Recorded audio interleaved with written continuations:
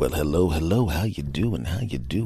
This is the S. Anthony Says podcast. This is the S. Anthony Thomas, and this is episode number 267, number 267. How you doing? How are you doing, you bastards?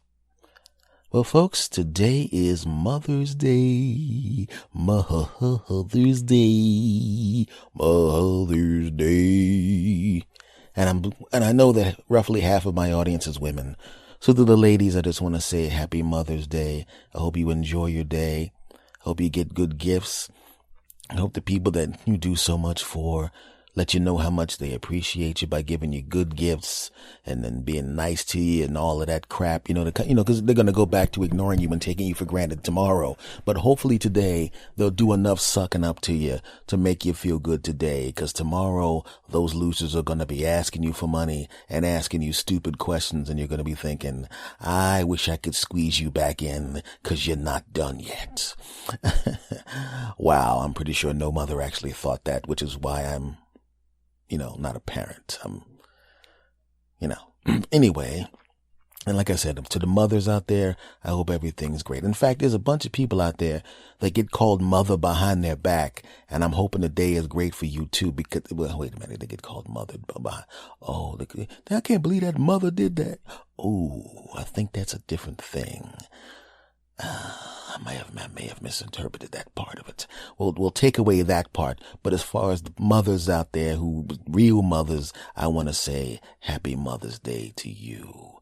You know what I mean? Because you got to be good to your mom.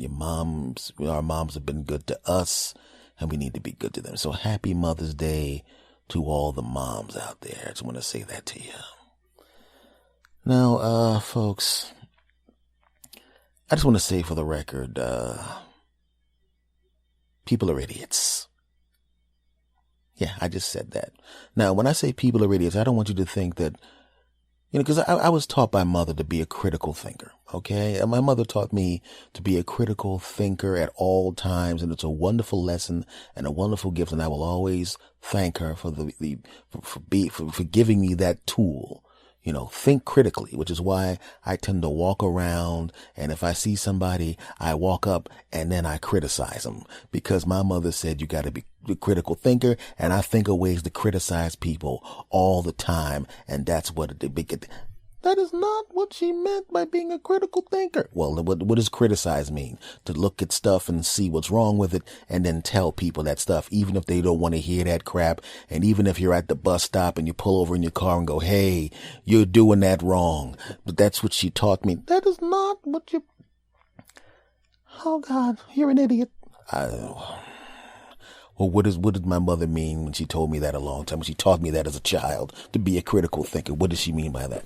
Well, she meant to assess situations in an analytical way, in an unbiased way, to grab the information and make an assessment off of facts and information and common sense. I think that's pretty much colloquially what she meant by being a critical thinker. Don't just follow the crowd and do what everyone else does. Think for yourself. Whoa. Come to think of it, my mother, always a nice person. Always was a nice person, and is a great lady, and I'm glad she's my mom. She's really a cool lady. She doesn't realize how cool she is, and I try to tell her, but I was always wondering, because that was kind of uncharacteristic of her. She was like I said, a very nice person, and I was wondering why. I was like, why is this wonderful lady wanting me to go around and criticize people viciously like that? But I figured, hey, she always gave me good advice. So I figured if she wants me to walk around and walk up to people and say, hey, that's really dumb what you're doing, you dumb bastard. And that, I was like, because I didn't really want to do that. I just wanted to let people go about their business and do what they wanted to do. But, and when your mother says something that you should go and criticize people like this, she did not say I know. I'm telling you what I thought at the time. I mean, now that you bring it up and corrected me, I realized that her advice actually falls in line with with her personality, being a really nice person. And now that I realize that it's better to think critically, like you're saying, to assess situations and think and analyze, and it's actually healthier because when you walk up to people on the street and go, hey, you're dumb, and your kid's going to be dumb because you're dumb, they beat you up, and I'm going, why does my mother have me out here saying stuff that's having random people kick my ass? But, she's a great lady, and I figured that, but now that I realize, you realize you were wrong and stupid? Yes, I realized that. I'll say I was wrong. I will not say that I'm stupid. No, that's what I'm here for. Yeah, well, you're going to get fired. You don't pay me. Yeah, F you. Oh, man. Yeah. I'm starting to think that that's, maybe I should reassess what my father taught me. My father told me you should always be a straight shooter. And I shot 12 people, and, I didn't kill any of them. I just kind of grazed their arms, and I'm a pretty good shot. And, now, yeah, I'm starting to think that maybe when he said be a straight shooter, I shouldn't drive up and shoot people in the foot. You actually shot people in the foot? Well, I followed my mother's advice, and then my father said, hey, be a straight shooter, and I shot people. Like I'm starting to think that he meant to be honest. Yeah, I think that's probably more what he meant. Yeah, because he's a nice guy too, and I don't think he doesn't seem like a bad guy that would want his kid going out shooting people like this. My audience is growing. There's a pretty good chance that there's some law enforcement officials in the audience. So I just want to say for the record that I did not shoot anybody. That this is a comedy routine. Yeah, I think it's a little late for that. This might be your last episode for a while. Oh. Maybe I should start well, I got news for you. I'll just start doing this podcast from the road. You mean on the run? You're fired. You don't pay me. Fuck you. Oh, can I just go on and do the episode that I was going to do already? You might as well just record the whole thing right now, because I have a feeling that there's going to be a knock on the door real soon, and then you ain't going to be podcast. You're going to be doing S. Anthony Says from behind bars. You would like that, wouldn't you? No, not really. I mean, I don't like it that much, but I don't want you to go to jail. You don't want me to go to jail because no one else will have you on their podcast. That's, isn't it? Well, that could be part of it. Yeah, that's right. I saw you trying to hang around the Potter family hashtag. You think I didn't see and find out that you were DMing my podcast friends, asking them if you could be a sidekick on their shows, punk? I did not know you knew about that. How'd you find out about that? You didn't think they would DM me back and go, who's this high-voiced loser trying to get on my show? And I said, don't hire that bastard, because he ain't worth the money. You don't pay me. Yeah, and you're still not worth not paying you. Always coming here causing problems. I'm trying to start my damn podcast, but your punk ass is coming in here. And if I didn't talk about this stuff, then people wouldn't know that I was randomly driving up and grazing people with bullets, but shooting them because I misinterpreted my father when he said to be a straight shooter. Oh, man. You're really bad at interpreting advice from people, aren't you? Not really. Oh, God. This is not the first time I misinterpreted stuff, man. It's like, my grandfather told me, he said, you're a very talented boy. And I said, thank you, Grandpa. He says, just make sure you don't choke under pressure. And I said, I won't choke under pressure. And then there was some pressure on me, and I went out and choked some people. Oh, God, I just admitted to some more. But maybe the statute of limitations is up on that and the people that I choked, because that's all that's it. You under pressure? And the guy would go, yeah. And then I would walk up and choke him, because my grandfather didn't want people to choke under pressure, meaning choke themselves, which means he probably wanted me to choke other people when they're under pressure. And I got my ass kicked about 20% of the time. The other, the rest I actually just choked people. And they went, could you stop choking me? I said, listen, I'm doing what my grandfather says. Once again, I think I misinterpreted the advice, and I think that, God, you're really an idiot. Shut up. Oh, God, well, I don't even want to ask this. Did your grandmother give you an advice? Yeah. She gave me advice, but, she actually gave some other, so she gave I'm not going to tell what my grandmother told me, because you're going to make fun of me again. I promise you I'm not gonna make fun of you.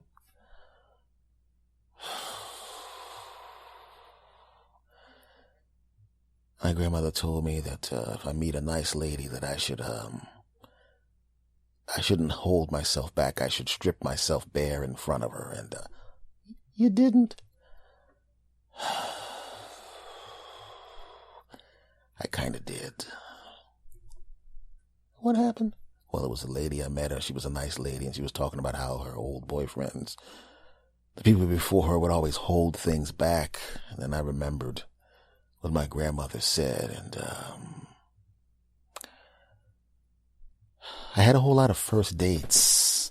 But that during that time was a whole lot of one date type things. I was able to get the women on the date, but then, they would all talk about previous boyfriends who always held stuff back. And then I remembered my grandma's advice. You mean after the first time you did that, what did you do? I just want you to spell it out. I said, okay, listen, baby, you with me now. And I'm the kind of guy that's going to strip himself bare in front of you. And they would smile, and I go, she really wants to see this. And then I'd take off my drawers, and then she'd go, the hell is wrong with you, you sick bastard? And then they would go and leave the restaurant. And then I'll just say there's been on a few occasions I know what it's like to be physically thrown out of a restaurant, and then as you land on the ground, to have your clothes thrown out after you, and have police officers go, come on, dude, I don't even want to arrest you because I don't want to do the paperwork, but if I see you do this again, you're going downtown. Did you eventually go downtown? A couple times, yeah. Oh, God, I never thought I'd talk about this on the podcast, and then you had to come along. Oh, God, this is embarrassing. I just really wanted to start out the show by saying Happy Mother's Day to the mothers in my audience. And next thing I know, you're chiming in and bringing up stuff. I mean, come on, man. I mean, this is not cool. Yeah, you did it. Yeah, you're really not helping much. It's helping me. I got some funny stuff to tell people that aren't crazy, that I have other friends that aren't nuts, and this is some good shit. Yeah, well, the podcast will be out later on today, so by the time you get to your friends, they'll have already heard the show. Oh, yeah, that's right. Speaking of the show, I would like to continue on with it without your high-pitched punk ass. I don't need this kind of punishment. Yes, you do. Could you go sit over there? I'll let you know if I need you. Yeah, I'm leaving. Don't strip yourself bare. Get out. Bastard. All right, let me talk. Anyway, folks, F him. Back to you. So, mothers. The mothers out there, I just want to say Happy Mother's Day to you. We love you and thank you for all that you do. You're the greatest. Okay? All right. And, thanks for bailing us out when we stripped and anyway. Today's episode, I would like to talk about something interesting here, folks. And I would like to say for the record that I think, like I said, people are idiots. Right? And I'm telling you the truth. People are idiots. I'm an idiot. And guess what? As much as I love you bastards, you're idiots also. Don't act like you're not idiots, 'cause you are. We all do idiot stuff. Now, I wanted to talk about something that's a little embarrassing here. I mean, we'll completely ignore that first part because none of that's true. That's all a comedy sketch I wrote. I better quickly write it down, take a picture of it, and to pretend like I wrote that, not that was caught. Next. Anyway, I know that there are embarrassing things that you do that make you feel like an idiot. I'm going to go back in time a little bit and talk about what happened when I was 11, 12, 13 years old. Back then, there was a thing where people would, as guys, we would break each other's stones and tease each other. What we do is we trick a person into saying something and then direct it back to the genitals. You know that guy that ran for president with the name D's Nuts? Well, back in the day, that was a running joke, D's Nuts. You would trick somebody into saying something that could be a double entendre. You would trick them into a phrase that could be turned sexual. You would trick them into saying specific phrases, and then you would end it with D's Nuts, for example. you'd be sitting there with a friend, right? And, and you'd be sitting there and you'd be eating some hot wings or something like that. And the guy would go, man, I thought they were going to cook the wings in the hot sauce, man. I got some hot sauce on these wings here, but these wings right here, they ain't got no hot sauce on them. I want to put some hot sauce on them. What'd you say? I want to put some hot sauce on them. You know what you need to do? What? You need to put some hot sauce on these nuts. And so it was so, as an adult, when I look back on it, it was the dumbest thing in the world. But at 11, 12, 13 years old, it is literally the funniest thing you have ever said and the funniest thing you've ever heard, because you would literally do that all day to each other. Every time you had an opportunity to, you would add these nuts to the end of a saying and direct it at your friend. Your friend would laugh and go, you got me. And then you'd be waiting for him. He'd wait until you said something that was easy to direct back to quote these nuts, and he would do it to you. Hey man, oh man, I can't even pick this up. You know what you need to do? What? Pick up these nuts. You know, like I just wouldn't. I would never smoke. You know what you need to do? What? Smoke these nuts. You know, it just wouldn't stop. And then eventually we would take the nuts parts off and you just go these. You didn't need to. Hey man, I'm coming over there. Come over to these. Hey, what time is it? Time these. And sometimes it wouldn't even make any sense. Hey, what's up? Up these. You know, you just was stupid. But at 11, 12, 13 years old, that is the fun. Let's keep it real. 11 to about 19. Because I remember older kids. I'm talking these, we thought they were cool. We were like 12, 13 years old, and the cool older kids, 17, 18, 19. Yo, man, let's go get some girls, man. Yo, know what you need to do? Get these. We like, he said these. These. And we thought it was funny. Move forward a few decades, and as a grown man, I embarrassed myself by myself. I embarrassed me, and there wasn't even anybody else there to be embarrassed in front of. On an earlier episode I talked about, it was one of my most popular episodes at that time, before the audience started to get bigger. It was an episode where I talked about how I talked under my breath and said horrible things under my breath to people when they cut me off in traffic. I was actually proud of the fact that when people cut me off in traffic, when there was someone else in the car, the only thing I would do was kind of stop the sentence long enough to react to the person's bad driving, and then I would continue on with the sentence. Everyone else in the car is like, that mother jumping, mother effing, mother Q and M and F and L and M and F, effing mother effing Q and F and, or cursing, you dumb mother, ooh, you would kick your ass. And I go, hey, it's not a problem, guys. No harm, no foul. Not a big deal. Look, man, I know the person's a bad driver, but it's okay, man. We're safe, and that's what's important. And I would calm everybody else down. But that was when other people were in the car. So they would always remark, you know, as Anthony never gets mad when people cut him off. He's just so cool and calm and everything. But I realized I was just being cool and calm around them. Because when you're driving in the car, it's almost like you're the host of a party, right? People get in your car. Hey, what's going on? Hey, would you like to come to the party? AKA get a ride to the next destination. Why? As a matter of fact, I could, sure. Would you like, hey, I'll have the DJ. Click. You turn on the music. Everybody's dancing in the car. Hey, reach into the divider behind the seats. Oh, there's a soda in here. There's a soda for every one of you. Wow, refreshments. There's some chips in there. Oh, really, chips? Is the temperature good for everybody? It's a little cold. I'll turn up the heat.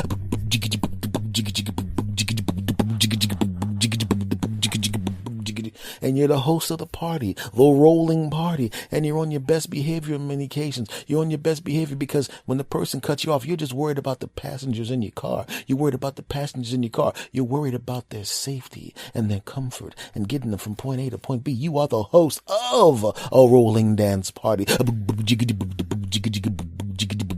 And everybody gets out. So they thinking of me as Mr. Calm, Mr. Cool, Mr. Collected, Mr. Classy when I'm driving. But they didn't know what happened when they weren't in the car, because when they weren't in the car, all of a sudden Mr. Classy probably got out the car with them and left just regular old me. Because I'd be driving in the car, and I still, even when other people aren't in the car, I didn't curse and scream and make fists and put up the middle finger and all of that crap. I don't do it. I still don't do it. But I did do something pretty bad. And I talk about it in an earlier episode. I don't remember which one it is, which means you bastards need to go back and listen to all my shit. Back to what I was saying. And I noticed when I went and I saw some wonderful scenery and I wanted to take the scenery off, or it was something interesting on the dash cam, and I took some of the thing off and I put it on the computer just to see if I could find the footage. And all I could find and all I could hear was me saying really disgusting things under my breath to the other drivers, like over the top, like James Bond villain level shit, you know? And it was one of the episodes that people wrote back to me. People would write back to me. That episode was funny, and they were like, ha ha ha ha, lol, lol, all that kind of stuff. Because I think people related to the fact that you sometimes, even if you're not a cursor or a yeller, you say stuff under your breath. That's, like I said, James Bond level. You drive, the guy cuts you up. I hope you go home and you find that the milkman and the mailman are both banging your wife, which is really weird because they don't even have milkmen anymore. The guy just put on a milkman's outfit to get into your house, and I hope they're both nailing your wife at the same time, and I hope you find out that all the kids are actually your brother's kids, and I hope you find out that your house is on fire, and I hope when you get out the car, it blows up, and all that evilness underneath the breath, and I was embarrassed by that. But then I realized, that isn't the most embarrassing thing I caught on dash cam. That was the most embarrassing thing I caught on dash cam at that time.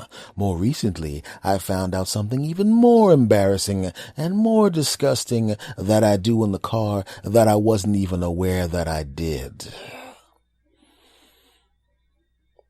Do you sing to the songs that come on the radio, and sometimes you don't know the words and you just sing to the parts that you know? Or maybe you don't know the words and just you come in on the chorus, applesauce, you know what I'm saying? Well, these are songs that I did know the words to, and I knew the words backward and forward because they were songs I liked. And I realized when I checked my dash cam, even worse than cursing out people not cursing out people, but wishing evilness on people that cut me off, even though I wished it under my breath really low, didn't say it loud, really low. Well, it was the same thing with this, and this is even worse, and I'm embarrassed to admit this, but because we have the relationship that we have over these past damn near 4 years, damn it, I'm telling you.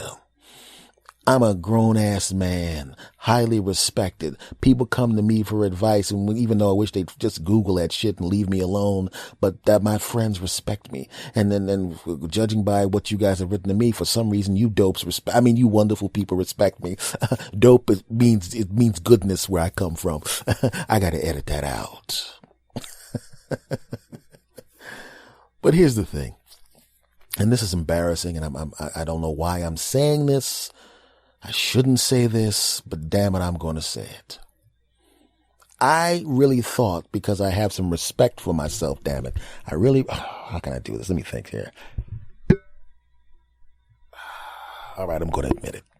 I really thought I was actually just singing songs under my breath. The lyrics. But no, I wasn't. You know what I was actually doing?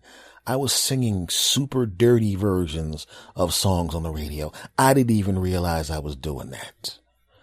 Right? I'm listening to it, and at first I hear the song, and I'm going, I'm no singer, but that ain't bad. And whoa. Like super duper dirty versions. I'm 48 years old, and I drive a Toyota Camry, and I'm singing filthy versions of songs that ain't filthy. That shit's embarrassing. What's even more embarrassing is when you're at a bus stop doing that crap and your windows roll down and there's a whole bunch of people at the bus stop looking at you like, I'm going to call the police right now. Wait a minute. Didn't you drive up and shoot me in the foot? Did your mother tell you to do that? Did your grandmother tell you to do that, you sick bastard? Yeah, that guy. And then I peel off because I don't want anyone to know where I am. Not that I ever did that. I never did any of the stuff that I mentioned earlier in this segment. That's a joke. F y'all. But what I'm saying is that was embarrassing. And you know why I did that? Because I'm an idiot. Okay? And I'm no different than you. Okay? Don't act like you're not idiots also. I know damn well you do crap that's embarrassing and you do crap that's stupid, and you know what I'm talking about. I was coming back from the supermarket. I wanted to get something to eat for breakfast. I'm coming back. There's a gigantic amount of space in this parking lot. I'm telling you, the parking lot was 80% empty. I come back to my car and some jackass parked, I don't know, what is, you know how small an atom is, right? Well, cut that in half And that's how close this jackass was parked to the driver's side of my car. Keep in mind, the entire parking lot is empty. This is probably the kind of guy that if you're standing at a urinal, not only does he doesn't stand at the urinal next to you, he probably squeezes in and pisses in the urinal you're pissing in, and the bathroom's empty, and he's wondering why you're looking at him like, dude, use another one. Only an idiot would do that. And I'm pretty sure that guy's a nice guy. I come back to my car and I'm about to get into my car, I'm looking at how close he's parked. And he looks at me and goes, oh, I got a little closer, didn't I? And I went, yeah, you did. You really did. You're probably so close that I'm in peril of having my car hit just by you moving it to get it away from my car. And he very slowly eased his car out of the park, eased out of the way. Took him about 7 minutes to get his car away from my car without hitting my car. Which means, did you take that amount of time to get that close to my car, you dumb bastard? Plenty of time for you to decide that you probably shouldn't do that, you dumb bastard. People are idiots. Idiots. So what I'm saying, folks, is 1, love your mom. Your mom's the greatest. 2, all that stuff that I mentioned in the first part of the segment was, of course, I was, of course, joking. You were not joking. Why did you come back? Because you were trying to cover up for what you just did, and you know you did it. Take and sit down. Bastard. Anyway, folks, all I'm saying is love your mothers and just realize people are morons. People are idiots. I'm an idiot.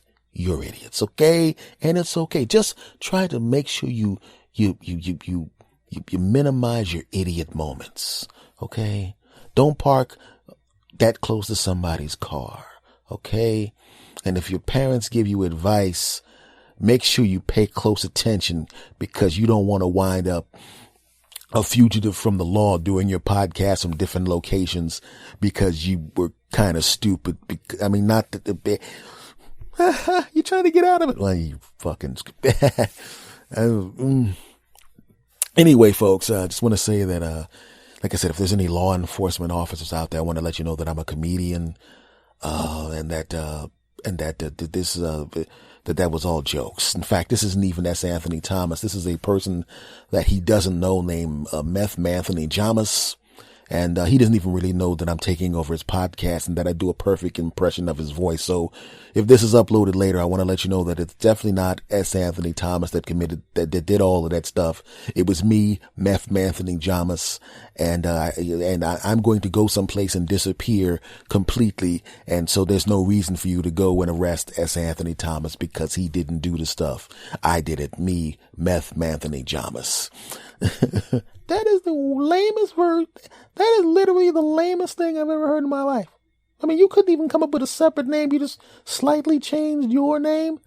I don't know what you're talking about. You probably, as it turns out, I probably look just like the incredibly handsome S. Anthony Thomas, but I'm the other guy. So I wonder, how does S. Anthony Thomas, a person that I am not, someone who's not me, what does he say to end the segment? Come on, man. Just admit what you did and they'll be lenient on you. I will admit what I did because I'm not S. Anthony Thomas. I will go and admit it. But if you see S. Anthony Thomas, just know that he did not do none of that crap. It was me, the guy that's not S. Anthony Thomas. And I don't really know S. Anthony that well, but I'm pretty sure he ends his segments on his podcast by saying segment over. So in honor of him, who is definitely not me, because he did not do any of the stuff, I would like to say, using his exact voice, segment over. Guys, it's funny how when you see certain things and it makes you think about crap on them in more depth. I was watching one of those infomercials. Okay, I wasn't watching it. It was on long enough for me to go, the hell is this? And turn to the other channel. Okay, I didn't turn right away because they're smart enough to put really, really good looking women in the commercial. And you're like, good Lord, I wish I could marry her because she has a sweet voice. She seems intelligent and she's also smoking hot to me. And but I don't want to buy no damn foot inserts. Get out of here with this crap. So when they were talking about the lady, I had pain in my back and I felt so sympathetic. I wish I could make the pain go away and there was nothing I could do about it. And I thought about it. And really, when you really do love somebody, and this is a good thing to talk about on Mother's Day, somebody that just loves you no matter what, maybe the same thing on Father's Day, I shouldn't say maybe because he's putting down fathers, but, parents, whatever. And I remember there was a girl that I was, I'm not going to get into specifics about it, but we were dating, and we had gotten to the point where we were regularly getting it on. So we were boyfriend and girlfriend, and she had a procedure done. Nothing life-threatening, but something that was like, ow, ow, ow, this is going to hurt for a while. I can't, okay, it was on her leg. Give me a break. Okay. I can talk about that. It was on her leg. She had something done and I had to help her around and all that kind of crap. And she was in pain all the time. And I knew I really cared about the woman because, I had to help her with the bathing and stuff. And then you'd realize she was just naked and I didn't even think about banging her once. I must really care about this woman. This is young me now. Of course, I'm a more enlightened man, and I wouldn't, I just would worry about making sure she was better. But back then, it was a little different. I still make sure she was better, but let me move on because I'm making myself look bad. F y'all. So. And I'm looking at her, she's got the pillow under the leg, and I'm taking care of her, and I'm making sure she gets the food, and to get this, everything's great, and I'm good with errands for her and do all this kind of stuff, and I had no problem with that. And every time she would move, ow, she'd go, ow, and stuff, and it was really painful for her, and I tried to do whatever I could, and I made sure she had the medicine and all of that crap, and I knew this was going to be a few weeks of this pain, and it was really tough for me to see somebody that you really care about go through all of this pain, even though it's temporary, even though they're going to be better than they were before, even though that you still feel really bad, and you feel bad. It's like I haven't had any kid or anything, but I'm pretty sure when the husband's sitting there and the wife squeezing that baby out, he's like, yeah, he's like, good God, I wish there was something I could do, but you can't. There's nothing you could do. You gotta, support her through that. But this is kind of like that, except for the whole kid crawling out of the body thing and all of that crap. And I'm doting over her, and I'm thinking, I said to her, listen, because you're really doing good. Thank you for taking care of me and being so nice to me. And I said, listen, you're my lady and all of that. I said, I'll be honest with you. I mean, I don't like you being in pain. I hate it. And I'm not even kidding when I say this. If I literally could, while you were healing, just take the pain from your leg and give it to me, I'm not even kidding. I would take it because I don't like you being in pain. And she smiled at me and she grabbed my shirt and gave me a kiss in the face and said, you're really a sweetheart. And I meant it when I said it. I really did mean it's like, I don't like, you don't like seeing your woman hurt. You know what I'm saying? Even if it's not anything life threatening or anything like that, you just don't like it. If your woman stubs her toe or something like that, or she trips or something, you just don't like it because she's in pain and you hate it. Right. And I said it, I meant it. If I could take that pain out and just take it for me. And then the 6 weeks I feel the pain and you don't, and you heal up. And then of course, when you're healed, the pain goes away and everything's cool. I meant it. I really meant it when I said it. Okay. 90% of me meant it when I said it. Another 10% of me was going, I just built up so many cool points. When it comes time to her healing, that thing that I wanted her to cook for me, that she gets too lazy to cook, I'm getting it. I'm going to get that cooked at least 3 times. The first week when the doctor says you're perfectly good, I'm going to get that meal 3 times. And also extra banging. You didn't think I was going to leave that out, did you? You must be new. Right? But in all seriousness, I really didn't want to just pull that pain out of her knee, and I would have given it to myself. And then I walked out of the room and I was going to go make some soup for her, and I slammed my foot into the table hard, so hard, because I was trying to get to the soup because I could smell it. I thought it was burning or something. So I run out the bedroom, and boom, and then moved the table. And you ever have pain that was so bad in a small area that your brain goes, this is going to hurt real bad in about a half a second. And you're going, is it because and you want to say to your brain, since you know it's going to hurt, and since the pain signal is something that's nothing but an impulse, you can turn off those nerves. I mean, my toe's going to hurt for about an hour. Is there any way you could turn off the nerve, the pain signal from that foot all for an hour? So, I mean, it'll still swell up and everything for like a day or so. But is there any way you could turn off the pain, the intense part of the pain, knowing, since you got enough time to tell me this is going to hurt, you could do that? And the brain goes, nah, bruh, you're going to have to feel it's because you need to be more careful. And I said, F you, brain. And the brain said, that's actually me saying F me to myself. And I said, this is the part of me that's not you. And the brain says, no such thing. And then I said, yeah, because that crap hurts. And she goes, are you okay? And she obviously she must have sat up thinking that something was wrong. And she goes, yeah, because she sat up because she wasn't supposed to do that because her knee was messed up. So now we're both in pain. And I said, all right. And she goes, okay. Because that's how we both sound, because in each room we were both in intense pain. Her from the knee surgery and me from slamming my toe into the thing. And as I limped to the kitchen, I realized this hurts real bad, but her knee hurts worse than this. And then I thought, so basically her knee probably hurts about 10 times worse than this stubbed toe. And I just told her I would take that pain off of her for 6 weeks if I could. And now that I think about it, I'm kind of reconsidering it. I mean, I'm glad I said it, and I meant it when I said it, but that was kind of an abstract thought. It was often, it's a thought that goes off into the ether. But what about it was like one of those movies where some damn genie or some person that wants to test a relationship showed up, ling, and all of a sudden I'm back in the bedroom with her, and she's got her knee, and she's going, yeah, and I'm going, yeah, girl, and he goes, okay, I'm here to grant your wish. I am now going to take the pain from my knee and give it to you. It's going to hurt for about 6 weeks, but gradually stop hurting. And by the week 6, it'll just be a little stiff, but there won't be any pain. And a week later, she'll be back to normal, which means you're going to hurt real bad for 6 weeks or so, maybe 7 weeks. I don't know. But all I know is I'm here to take that pain off, and I would have to go, hold it a second, jackass. There's a lot of things that people say they would do just to make the person feel better. Okay, make the person feel better. But when the real thing comes along, you don't want that crap, right?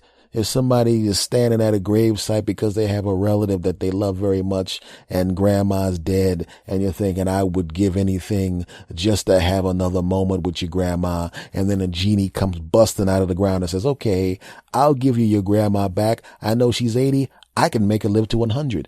Oh, that's great. Thank you, mysterious, magical person. But you know that Porsche you just bought that you've been saving up for 7 years? You're going to have to give that up. But if you give up that Porsche, you get your grandma back for 20 years. And everybody just assumes you're going to go, yay. And your grandma begins coming out of the ground. And she looks just like she did before she died at 80 years old. And she's walking out of the ground. And she's like, oh, thank you, Sonny, for bringing me back. I can have 20 more years and I get to see your kids grow up. And you see your Porsche start to disappear. And then you take your hand, you put it on your grandma's face and push her ass back into the ground and kick some more dirt back on her. And then your Porsche stops dissolving. And the genie goes, really, dude? And you're going, hey, everybody she's been dead for 2 years. People who've grown and gotten along and they've learned to live without her. I mean, she was already 80, okay? Give me a break. Nobody told her to walk out in front of that bus. That was her mistake, okay? If you're 80 years old, you know about buses and you know you just don't step in front of a bus. I wasn't even there, but that's kind of dumb. And your grandma goes, really, you bastard? And you're going, hey, you're dead. I don't have to acknowledge you. And you push her back down and you get into your car and you drive off as the genie goes, you's a sick bastard. And you go, yeah, well, if you were really nice, you would have came along before the bus hit her and used your magical powers to keep her old ass on the curb so she wouldn't have got hit. So don't try to make me out to be the bad guy. If you were really a nice guy, you would have came here, and when I bought this damn Porsche, you would have came to the dealership and told me the dude added $5,000 on top of the price and I could have gotten this thing cheaper. So fuck you, genie, and grandma, I love you, but as far as you coming back to life and me losing this car, hell no. Bye-bye. See you next year. You won't see me because you'll be back to being dead, but just to let you know before you go back in the ground, I will be back. Much love to you. I gotta go drive my Porsche. Back to the story. So imagine you're sitting there and your woman is sitting there, my knee, and you're going, the genie comes in, there, you can take the pain. I would go, now I wonder in that situation, would you be so guilty? You know, that you'd actually take the pain anyway. Would you go, oh God, I can't believe I said I'd take the pain and now I got to take this damn pain because of this punk ass genie. Okay, that obviously there's no chance of that happening. But as I go to get the soup, I started thinking about it, and I thought, would I really want to take the pain for 6 weeks? I mean, she's the one that decided she's the one up there that decided to be mountain climbing. I told her, don't do that shit. And she was, oh, it's going to be okay. And then she falls down and fucks her leg up. I said, don't go mountain climbing. I said, you have friends at the gym. They got mountain climbing walls all over the place, and then they have that rope that you tied. And if you fall off the wall, the dude will catch the rope and he'll lower you back down and you can go up again. And you wouldn't have had to go through all of this crap, but you had to go and try to be Miss Power Woman and got to crawl up them rocks. Who the hell wants to crawl up the side of a rock? What are you proving? You proving that you can crawl up the side of a rock? That ain't proving nothing. Now you're walking around with your leg fucked up. And now all of a sudden, because you decided to do something stupid, I got to take the pain? Hell no. And then, of course, the genie would go, another relationship ruined. And then I'd stab him. And he'd go, I'm a genie. You can't stab me. And then I'd go, oh. And then he'd set me on fire because he has superpowers and I don't. This is getting weird. But I really thought about that. We always say those things to make somebody feel better, when basically we just want them to shut the hell up. We want them to make them feel better and shut up, I remember a girlfriend get mad at me one time and she goes, well, I care about you, but it's not like you Denzel Washington or something. And I go, yeah, well, it ain't like you're Halle Berry or something. Well, and then when we're in good times, oh, I know that I would never leave even if Denzel Washington came up. And I'm like, I would never leave even if Halle Berry came up. But our relationship wasn't that healthy to begin with. It wasn't that relationship. That wasn't healthy to begin with. And if Denzel Washington walked up there, she would have dropped my broke ass drop kick, because this was a long time ago. He was younger and I was a lot younger and I was broke off my ass and he was a millionaire and a good looking dude and I was kind of cute, but he's a handsome dude. She'd have drop kicked my punk ass. If I had money, she wouldn't, but at the time I didn't have any bread at all. She would have drop kicked my punk ass out the way. And I know it, but she just said that crap to make me feel better. I wouldn't leave even for Denzel Washington. And I said the same thing to her. I would not leave even if Halle Berry came up to me. And come on, man. At that time, our relationship wasn't going that good. If Halle Berry said, listen, you can't have a relationship with me, but I'm going to let you kiss me on the cheek once. Is that good enough? And I'm good enough. Bye, broad. And I'd have drop kick her ass just so I can have a picture of me kissing Halle Berry on the cheek and I could walk around going, yes, I ended a relationship that I was in for 6 months or to a year and then 2 years and all of that crap, but I got to have a peck on the cheek of Halle Berry and I ripped that skin off my lips and it's now in this envelope that I carry around called lip skin that touched Halle Berry, that was worthy of drop kicking that chick I was with out the door because this was better than being with her. F y'all, don't judge me. But I was thinking about that. We often say things that make people feel better that we love. Oh, I take the pain. You wouldn't take that pain. Now I would take some of it. I wouldn't take all of the shit. She's the one that did the damn mountain climbing. I would take away a nice chunk of it. I would take away enough that where she would not yell when she moved. She'd just go, ooh, instead of going, yeah, I would take away enough pain for her to go, ugh. Yeah, I'd take enough and then I'd go, ooh, because I'd have some, because that would be about 7 to 3/4 of it.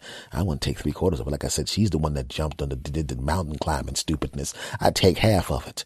Yeah, I'd take half of it. That'd be about right, because it would still hurt and remind her not to be an idiot and climb on mountains when you ain't good at mountain climbing, when you're going with people that are good at mountain climbing. All right, I'm just kidding. Who was somebody I really, really loved, a woman I really, really loved. If I could take away a lot of the pain, I would. I admit it. I was just saying all that other crap just to make you laugh. But you know what I'm saying. A lot of times we say things just to make the other person feel better. But when it comes down to it, if it's somebody you're really crazy about, someone you think is really, really special, if you had an opportunity to take the pain away, you would. I would. So would you. But then again, if I really think about it, we wound up breaking up later on because she started getting crazy and treating me like crap, even though I doted on her one-leg ass. And then when she got the leg was healed, she started acting stupid again and being crazy. And then she cheated on me with some dude who had money, and then I left. I went and found me another cute lady. And then all of a sudden she decides she wants to come back and get back with me. And when she realized when she got it on with that dude, I don't want to brag, but she found out the hard way he wasn't me. And then all of a sudden she's like, damn, I can get my own money, but I got to get that guy back. And I was like, yeah, too bad, honey. That's what you get. Actually, that's not what I said. What I said was, I'm with a girl right now, and she's really a special girl. She's I'm not going to end that relationship just because you want to come back because I don't trust you anymore. And she says, you're right. And she started walking away, and I started looking at her butt, and I realized I used to have access to that, and it looked real good, and I wanted some more of it. And I said, hey. And then then she turned around, she goes, and I went, no, I can't do it. And then she walked away, and I said, I got to stay with the girl that I'm with now because she's a wonderful lady. And as it turns out, I basically had dated exactly the same woman the second time. She was exactly like that last one. She didn't look like her, but she acted like her. And I realized maybe the problem was me at the time. I keep picking women that are nuts. And I know what you're thinking. Well, maybe it's you that's nuts since you keep picking the same type of women. And I would have to say to you, you're my audience, my listeners. You're supposed to be on my side. Forget all that crap. Forget about trying to look objectively at it. You're supposed to take my side because you know me and you don't know these chicks, you bastards. Take my side, damn it. Anyway, folks. But in all seriousness, if it's somebody that you love, even though when you say those things, you actually mean them. And at that moment when I said that to her, I really did mean it. If I could take the pain away from her knee, I really would. I would take it and I'd put it in a bottle. And I'd take it away and I'd put it on my mantle and I'd point to that bottle on the mantelpiece and go, see, baby, that's the pain that I took from you because I didn't want you to have pain. And then when she started cheating with that dude, I would take the pain out the bottle and dump it on both of them and watch them both limp down the street. I'm like, yeah, I'm glad both of your knees hurt. Fuck both of you. I would not do that. I'm not that vindictive. But my friends, hopefully this podcast helps to take away your pain as you drive to work or from work or you're working out or whatever you're doing when you listen to this podcast. I hope this podcast takes away a little of your pain because talking to you bastards takes away a little of mine. Okay, I actually don't have any pain, but I just said that to make you feel better. Oops. Segment over. Well, folks, this has been another episode of the S. Anthony Says podcast. This is me, actually S. Anthony. I wasn't here for the first segment of the show. Apparently, some person who wasn't me came in and recorded a long segment to begin the show.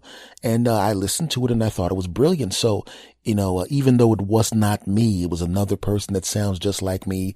And I understand that guy did a lot of bad stuff because he took advice badly and was too stupid to realize what was happening.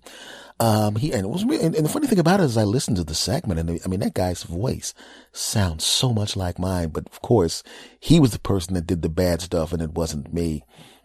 But out of respect for his incredible work, I'm going to use that segment, even though it was not me in the segment, because so technically, like he said, if there were any people out there in law enforcement who wanted to, look into the things that he admitted that he did because he's an idiot, just know that I don't know anything about him.